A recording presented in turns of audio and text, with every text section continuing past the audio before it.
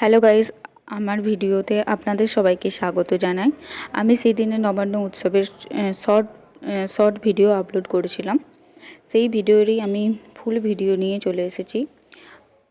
আমাদের বাঁকুড়া জেলার অন্তর্গত ইন্দাস গ্রামে আমি থাকি। ওই ইন্দাস গ্রামে আমাদের বড় মায়ের নবান্ন উৎসবের পুজো এই শনিবার হয়েছিল। সেই পুজোয় পুরো ব্লগ নিয়ে আমি চলে এসেছি। আমি যখন যাই তখন দেখেছি যে ওখানেরই সবাই আলপনা দিচ্ছিল। তারপরে ফল সব নিয়ে এসেছিলো, সেই ফল কাটা শুরু করছিল সবাই মিলে। সেখানে আমিও যোগ দিয়েছিলাম ফল কাটাতে। এই নবান্ন উৎসবটা হয় যে আমাদের বড় মার হাতে যে মাথাটা থাকে সেই রাজারই কারণে নাকি এই নবান্ন উৎসব হয়। এটা আমারও জানা ছিল না, এটা ওখানে পুরোহিত মশাই আমাদেরকে বলেছেন। আমি জানতাম না যে নবান্ন উৎসবটা ওই রাজার জন্যই হয়। সেই রাজা নাকি নবান্ন খেয়ে তারপর সেই রাজার নাকি বিসর্জন হয়, আমি এটা জানতাম না। সেদিন বিরাট বড় করে সেদিনে পুজো হয়েছিল, আর প্রচুর ফল নিয়ে আসা হয়েছিল। সেই ফল কাটতেও অনেকটা টাইম লেগেছিলো। এই দেখুন ফল কাটছিলাম আমরা সবাই মিলে।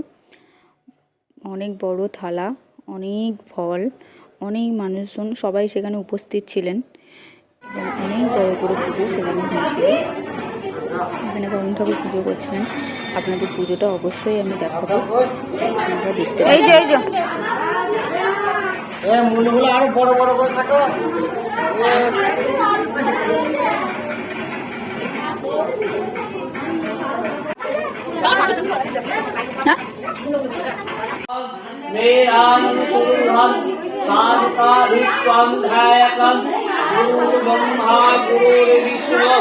गुरुदेव महेश्वर ओम हंस दक्षिणा कालिका प्राण या प्राण ओम आं ह्रीं क्लूं गं राम राम वां प्राण ओम हंस नारायणी नमस्ते एका पुष्पांजलि पुष्प दक्षिणा कालिका वै नमः एका पुष्पांजलि पुष्प दक्षिणा कालिका वै नमः एका पुष्पांजलि पुष्प दक्षिणा कालिका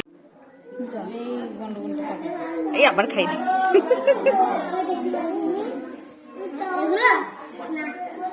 এরপর পুজো শেষ হয়ে যাওয়ার পর বামুন ঠাকুর ওই রাজার মাথাটা নিয়ে বিসর্জন করতে যাচ্ছিলেন এবং সামনেই মায়ের পুকুর, সেই মায়ের পুকুরেই এই রাজার মাথাটা বিসর্জন হয়েছিল। আমার পুরো ভিডিওটা নেই, আশা করছি আপনাদের ভিডিওটা দেখতে ভালো লাগবে। ভালো লাগলে like, comment, share and subscribe করে দেবেন। বাই।